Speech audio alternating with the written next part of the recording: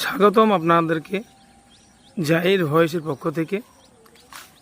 আজকে আমরা এমন একটা বিষয় তুলে ধরব আপনাদের সামনে, যেটি খুবই প্রয়োজনীয় এখন বর্তমান সময়ে এবং প্রাসঙ্গিক। আমরা প্রত্যেকেই যারা ভারতে বাস করি তারা ভারতবাসী। আমাদের ভারত, সমগ্র ভারত আমাদের জন্মভূমি। সেই ভারতের বিভিন্ন জায়গায় বিভিন্ন আঞ্চলিকভাবে সংস্কৃতিগত, ভাষাগত মানুষ বসবাস করে থাকে। যেমন আমরাও আমাদের একটা আঞ্চলিক বা একটা স্থান আছে, যে স্থানে আমরা বসবাস করি সে তার নাম হচ্ছে পশ্চিম বাংলা, ভারতের একটি অঙ্গরাজ্য। এবং এই সমস্ত মানুষই বাংলাভাষী। আমরা বাংলা ভাষায় কথা বলি এবং এছাড়াও বাংলা ভাষা ছাড়াও কিছু জাতি আছে, উপজাতি আছে এবং অন্যান্য সম্প্রদায় আছে, তারা অন্য ভাষায় কথা বলে। মোটের উপর আমরা সম্পূর্ণই বাঙালি। আমাদের বাঙালির পরিচয়, বাঙালি হিসাবে আমাদের পরিচয়।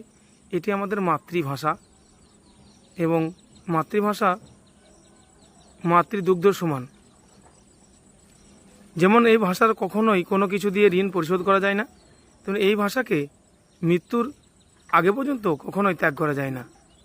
তো এখন আমরা ভারতবাসী হিসাবে যদি অন্য ভারতবাসীর কাছে ভাষাগত দিক থেকে যদি লাঞ্ছিত হই, বঞ্চিত হই এবং হেনস্থার শিকার হই, তাহলে আমরা ভারতবাসী হিসাবে খুবই লজ্জিত।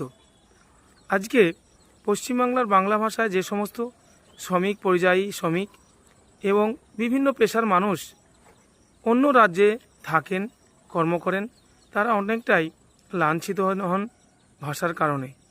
যদিও ভারতবর্ষের ইতিহাসে কখনো এটা ছিল না, সাম্প্রতিক কয়েক মাস ধরে এটা অত্যধিক হারে বেড়েছে। আমাদের কি ভারতবাসী হিসাবে স্বীকার করা হয় না? আমরা কি ভারতবাসী নই? অবশ্যই আমরা ভারতবাসী।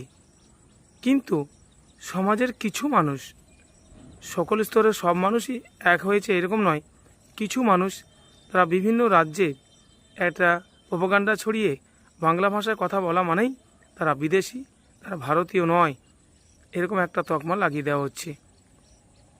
আসলে আপনি যে ভাষায় কথা বলেন, আপনি কি রাত্রে শুয়ে ভেবে দেখেছেন যে আপনার ভাষাতে যদি কোনো অন্য কেউ আঘাত করে